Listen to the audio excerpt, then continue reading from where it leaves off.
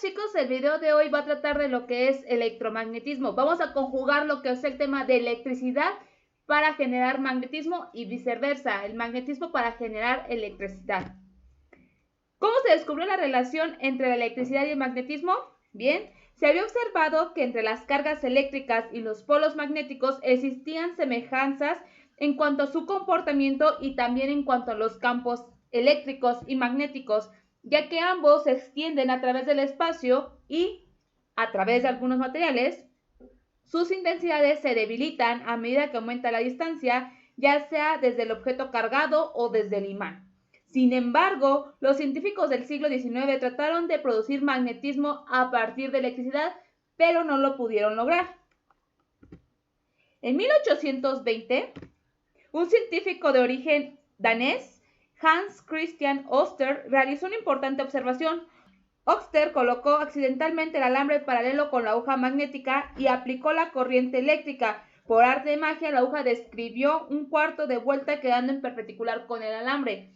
¿Qué quiere decir esto? Que a partir de la colocación de un cable, el cual conducía carga eléctrica, el campo magnético de la aguja detectó el campo eléctrico que generaba el alambre y por lo tanto se movió. En 1807, Ørsted ya había realizado experimentos para relacionar la electricidad y el magnetismo, solo que cometió un error. Colocaba el alambre de corriente en forma perpendicular a la aguja magnética, formando una cruz con ambos, y así esperaba que el alambre resultara imantado, por lo cual la aguja magnética tendría que dar una vuelta para alinearse con el alambre, tal como lo haría ante la barra imantada, pero no pasó nada. La corriente eléctrica creó un campo magnético alrededor del alambre. Así fue, en forma accidental, descubierta la relación entre la electricidad y el magnetismo. Ahora bien, ¿cómo es la dirección del campo magnético creado por una corriente eléctrica? Y otra vez, gracias a los experimentos de Ørsted, se estableció la relación entre la electricidad y el magnetismo, por lo que al colocar un conductor recto que lleva una corriente directa, se observa que se forma un campo magnético perpendicular al conductor que lleva una corriente eléctrica directa. Al colocar una cartulina por donde pasa el conductor y sobre ella algunas brújulas o agujas magnéticas, se observa que todos se orientan siguiendo una trayectoria circular. Al cambiar el sentido de la corriente eléctrica, se orienta en el sentido contrario. ¿Qué quiere decir esto? Que como tal, el campo eléctrico va a dirigir el sentido de las agujas de las brújulas. Para determinar el sentido del campo magnético producido por la corriente eléctrica directa, se emplea la regla de la mano derecha, que consiste: el dedo pulgar de la mano derecha indica la dirección que lleva la corriente eléctrica. Los demás dedos de la mano, un poco encorvados, indican el sentido del campo magnético. ¿Qué quiere decir esto? Que como tal, hacia donde apuntan los dedos al momento de ser doblados de la mano derecha es el campo magnético y la corriente eléctrica sería el pulgar levantado. Entonces, si observamos una imagen, si lo ponen su mano derecha enfrente de ustedes con el pulgar apuntando hacia arriba, la corriente eléctrica iría hacia arriba y como tal el campo magnético iría hacia ustedes. Tenemos lo que es la ley de Ampère. André-Marie Ampère estableció una ley en los conductores paralelos que llevan una corriente eléctrica y forman alrededor de ellos un campo magnético. Estos conductores paralelos producen una fuerza de atracción o repulsión según sea el sentido de sus corrientes. Si, en este caso, los conductores llevan la misma dirección de corriente, se presenta una fuerza de atracción entre ambos. En caso contrario, los conductores con diferente dirección de corriente se presenta una fuerza de repulsión. Como tal, la ley de Ampère genera lo que es una unidad de medición que se llama ampère. Un ampère de corriente se establece como la cantidad de corriente eléctrica en cada uno de los alambres que se encuentran en paralelo, que produce una fuerza magnética por una unidad de longitud igual a 2 por 10 a la menos 7 newtons sobre metros en cada alambre, cuando se encuentran separados a una distancia de 1 metro.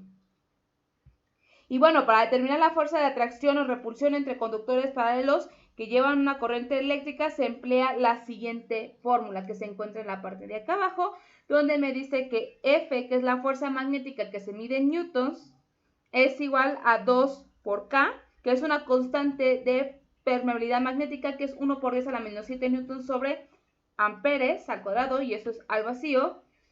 L1, L2, que son los conductores de corriente eléctrica en amperes. L mayúscula, que son la longitud como tal de los conductores en paralelo, que se divide en metros. Y R, que es la distancia de separación. Todo esto es a través de dos medios de conducción, a los cuales a ambos se les aplica una corriente eléctrica. Vamos a ver la fuerza magnética que generan estos dos alambres o tubos que se encuentran en paralelo. Ahora vamos a ver cómo es que se producen los campos magnéticos. Un campo magnético producido por un conductor circular, que es en el ejemplo que se encuentra a la izquierda, vamos a partir del hecho de que un conductor que lleva una corriente eléctrica forma alrededor de él un campo magnético. Pero si ahora al conductor se le ha dado la fuerza circular, como la que se muestra en la figura, siguiendo la regla de la mano derecha, alrededor del conductor circular se origina un campo magnético. Todo alrededor de aquí se origina el campo magnético. En el centro del círculo, y este campo magnético va de afuera hacia el centro del círculo, que es perpendicular al plano y tiene el sentido, para este caso, hacia adentro del mismo. Pero al cambiar como tal el voltaje, si yo cambio como tal la corriente, entonces sería hacia afuera de determinado círculo. ¿Qué quiere decir esto? Primeramente, si mi flechita, que es la que se encuentra aquí de este lado, me apunta que mi corriente va hacia ese sentido, como tal el campo magnético se va a originar de afuera hacia adentro del círculo, sería una fuerza atrayente. Pero si yo cambio como tal la polaridad, el sentido de corriente, mi fuerza magnética sería de afuera hacia adentro, sería de adentro hacia afuera del círculo. En este caso tendría que hacer una fuerza repulsiva.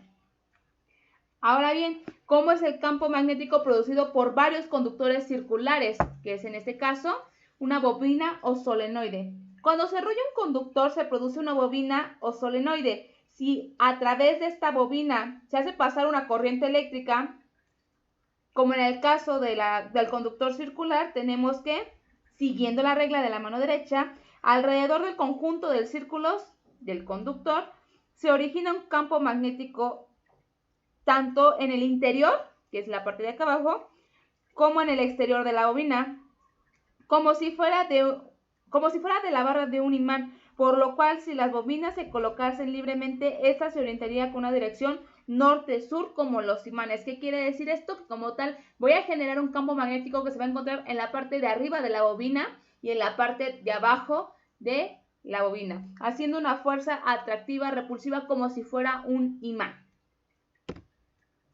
Y ahora bien, ¿qué es un motor eléctrico? Un motor eléctrico es una máquina que convierte energía eléctrica en energía mecánica. Es decir, el aparato se va a mover al suministrar energía eléctrica.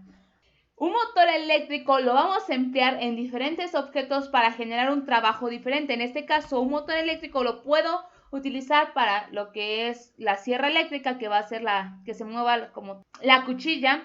Para lo que es el aire acondicionado, para generar lo que es el aire frío, una secadora para centrifugar como tal el agua de la ropa, la lavadora que va a hacer movimientos que van a simular un tallado de ropa, la secadora que va a generar va a generar calor para que salga aire caliente para lograr secar el cabello, y un taladro para lo que es perforar la pared. Las partes del motor eléctrico. Un motor eléctrico se va a componer por lo que es un rotor o armadura, que es esta imagen que se encuentra aquí, al cual corresponde a un imán girando. Es el corazón de motor y por supuesto es el elemento que gira y rota. Como tal, hace la ejemplificación de que, porque por lo tanto, si dejamos girar un imán en el sentido de las manecillas del reloj, como tal simula la rotación que tiene un imán, pues conforme a las manecillas del reloj, y va a generar lo que es la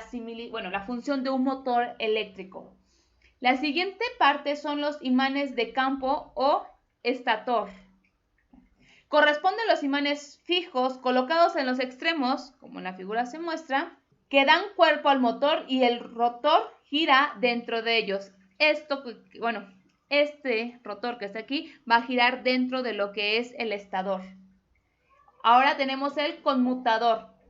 El conmutador es un dispositivo que sirve para invertir los polos del rotor o armadura y que por eso los hacen girar en forma continua. Es el conector del anillo cortado. Y por último tenemos lo que es la escobilla. La escobilla son alambres muy delgados en forma de una escobilla para lavar trastes. Se emplea para hacer contacto con el conmutador y la fuente de energía como la pila. ¿Cómo se hace girar continuamente al motor eléctrico? Algunos motores eléctricos emplean lo que son imanes permanentes para sus campos, pero la mayoría de los motores emplea en lugar de imanes electroimanes, como los que se muestran en la siguiente figura.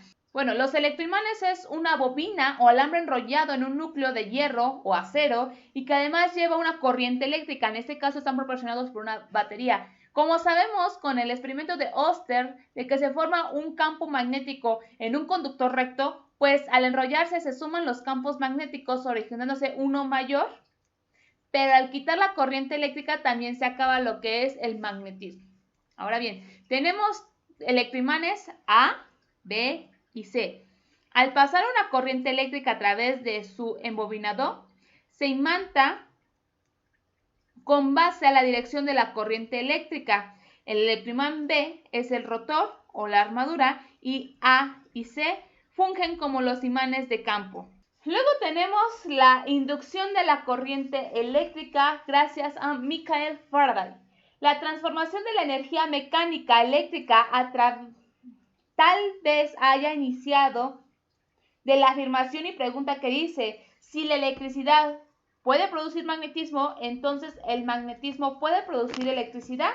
Bien, en 1830, después del experimento de Oster, donde se encontró la relación entre la electricidad y el magnetismo, John C. Henry, de origen estadounidense, y un año después Michael Faraday, de origen inglés, ambos descubrieron cada quien por su lado que los campos magnéticos sí pueden inducir una corriente eléctrica. Esto se logra moviendo un imán cerca de un embobinado de alambre, induciendo así una breve corriente eléctrica alrededor del embobinado.